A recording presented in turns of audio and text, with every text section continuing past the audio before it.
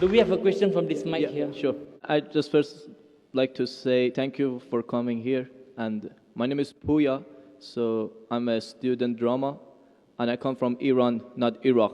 Iran, the old name Persia. So I come from a religious family. My family are Muslim, but I born as a Muslim, but I didn't want it to born as a Muslim because, so as a family I born, but still I haven't accepted Islam because of some certain points. My main question was about the time, like ancient time, back to the 1,000 years ago, when the time the Islam come to my country and we became a Muslim. So as I read in the history and those kind of stuff, I found it out that the Arab countries, so they attacked to my country, and they invade my country and they brought Islam by force, without my king accepted. So Persia was an old country, and it was the most civilized country from the ancient time until now. We believe a real God, we were worshipping a real God, and our religion was Zartosh. So he was a prophet also. So we believe in good deeds, good thought, good words. So even Cyrus the Great, he was the king of the world, and he was doing a lot of good things. Even some people, they was confused that they called him Messiah, Masih.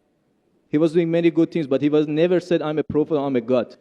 But even though that king, when he attacked the other country, he never killed a civilian, he never raped a woman, and he never made them to change the religion. Even somebody was worshipping a cow, he respect for them, even though he was worshipping a real God. He could make them to worship also same as what is worshipping. But in the Islam way, if you're going to promote your religion, doesn't mean that you have to force it to somebody else, or you have to make them to accept that religion, because human being means freedom. So anyone, they should have a right, human rights. So maybe those people, they didn't want that religion, so why they have to attack and to bring it by force? That was the main question that make my heart a bit to make me to my belief go down. So Brother, are you Parsi? Pardon? Yeah, I'm from Fars. Are you a Parsi? You mean Farsi? Are you a Parsi? Are you a Zoroastrian? No, I'm not following any religion. You don't belong to any religion. I don't believe. But you said your parents were? My parents are Muslim, but because of this confusion and stuff, I never try to follow the religion. I just believe in real God and doing the good things. So you believe in real God and good things. What are the good things? Where do you get the good things from? Good things like I don't harm the others. Whatever I'm doing, not try to harm the others. That's the first thing. As much as you can do the good things, even helping the others, and believe in the real God, not worshipping a stone or leaf or whatever. And I believe God is single. So, but I didn't. So you have your own philosophy. So you want to bring a new religion. I'm not going to make any religion. I'm just following my brain, because as I know, God gave us a brain. So I didn't make my mind busy by following the books. When I was 10 years old, I was just thinking until now even. So I tried to follow thinking. He's saying God as long as not a stone. Who told you stone is not a God? Anyway, I'll answer your basic question.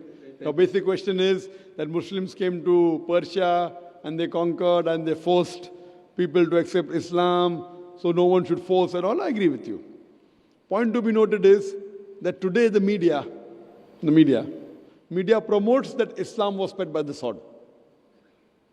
I am aware that there are certain black sheep in the Muslim community, and there are certain Muslim rulers who did wrong things. But as a whole, Islam was never spread by the sword. Islam was never spread by the sword. It's spread by sword. Sword. Sword means force. Force, yeah. Like you said, now Muslims came and conquered Persia, etc. You see everywhere it's happening. There are wars taking place. But in Islam, it's clearly mentioned in Surah Baqarah, chapter 2, verse number 256. La ikraha fid deen. There's no compulsion in religion. Truth stands out clear from error. What we see today, if we analyze, that we Muslims, we were the lord of the Arab lands for more than 1400 years. For the past 1400 years, the Muslims were the lord of the Arab lands. For a few years, the Britishers came. For a few years, the French came. But overall, the Muslims were the rulers of the Arab land. Yet today, there are more than 9 million Christians who are Coptic Christians. That means they're Christians since generation. If the Muslims wanted, they could have forced each and every non-Muslim to accept Islam at the point of the sword in the Arab land. These more than 9 million Coptic Christians, they are giving Shahada. They are bearing witness that Islam was spread by the sword. We Muslims, we ruled India for more than 1,000 years. We ruled India for more than 1,000 years. If we wanted, we could have forced every non-Muslim Indian to accept Islam at the point of the sword. Today, more than 80% of the Indians are non-Muslims. These more than 80% non-Muslim Indians, they are giving shahada, they are bearing witness that Islam was spread by the sword. Which Muslim army has come to Indonesia? Indonesia today has the largest number of Muslims in any country, more than 200 million Muslims. In Malaysia, more than 55% of the citizens of Malaysia are Muslim. I am asking you, which Muslim army came to Malaysia? Your country, which Muslim army came? Which Muslim army went to the east coast of Africa? It was the business, it was the traders. When they came here, people accepted this religion. It is the media hype which talks about Islam was spread by the sword. Yes, there were a few people. There were a few black sheep of the Muslim community. Brother, you asked the question, you're listening or you're raising the hand? Okay, sure. You asked the question, you gave the background, I listened to it, and now you want to raise your hand. I have not completed my answer.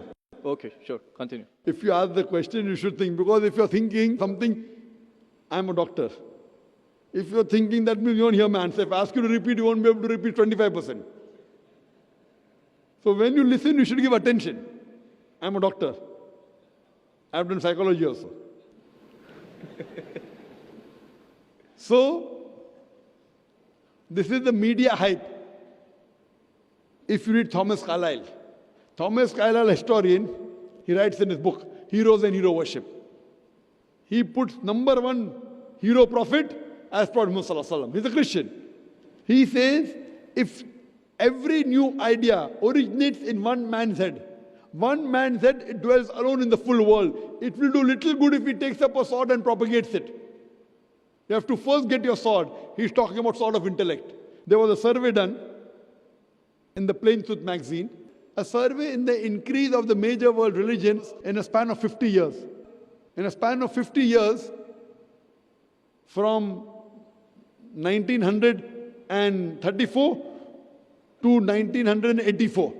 In a span of 50 years, the increase in the major world religion. It came in Reader Digest, Almanac Yearbook, 1984. Number one maximum increase in any religion, it's Islam, 235%. Christianity, only 47%. I am asking you, which war took place between 1934 and 1984, which forced the non-Muslim to accept Islam? Which war? Which war? Today, leave aside the past. Today, the fastest growing religion in America is Islam. The fastest growing religion in Europe is Islam. I am asking you, who's forcing the Americans to accept Islam? Who's forcing the Europeans to accept Islam? You were not there born. Were you present in the past? Arabs came to my land and forced. Where were you present? This is history. Many things in history is false. So that's wait. what? Okay. A very famous historian, Delacy O'Leary, he writes in the book, Islam at the Crossroad, page number 8. He says, history makes it clear that the legend of fanatical Muslims sweeping across the world, forcing Islam at the point of the sword, is the most fantastic, absurd myth that historians ever repeated. Who says that? Delacy O'Leary. History makes it clear that the legend of fanatical Muslims forcing Islam at the point of the sword over conquered races is the most fantastic, absurd myth that historians ever repeated. This is just in the media today. Muslim terrorist, Muslim terrorist. I am asking you, did any Muslim attack you in this country? No, never. But the media says Muslims are terrorists. Yeah, media is just nonsense. Yes, same way your history is also nonsense. When media is nonsense, the history is also nonsense. Some is correct, some is wrong. That's the reason, if you hear the answer, I would like to end my answer with a quotation of Dr. Adam Pearson. Dr. Adam Pearson says that people who worry that one day nuclear weaponry will fall in the hands of the Arabs, they fail to realize that the Islamic bomb has already been dropped. The bomb of peace. It fell the day Prophet Muhammad, peace be upon him, was born. Okay, thank you, doctor, for your answer. But the point is, I didn't get the right answer because that's not media, that's history. And history is not something that can be written the false way, because if it be written the false way, it can be changed. But that was the true history in all over the world and is written every Brother, did you places. hear my quotation of Deleuze O'Leary? Can you repeat it?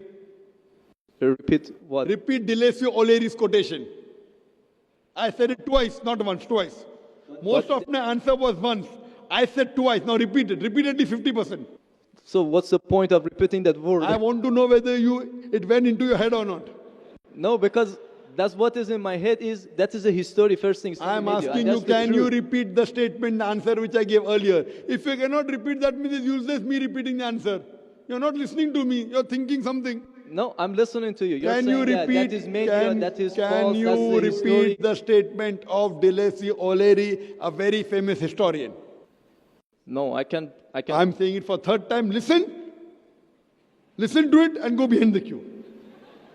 Deleuze O'Leary says that history makes it clear the legend of fanatical Muslims forcing Islam at the point of the sword over conquered races is the most fantastic, absurd myth that historians have ever repeated.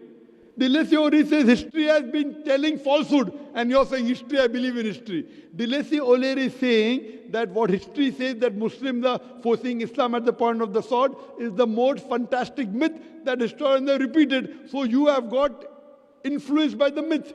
So now think it's a myth and forget it and believe in the fact. The fact is you read the Quran and inshallah I want you to revert to Islam. Revert back to the religion of your parents, inshallah.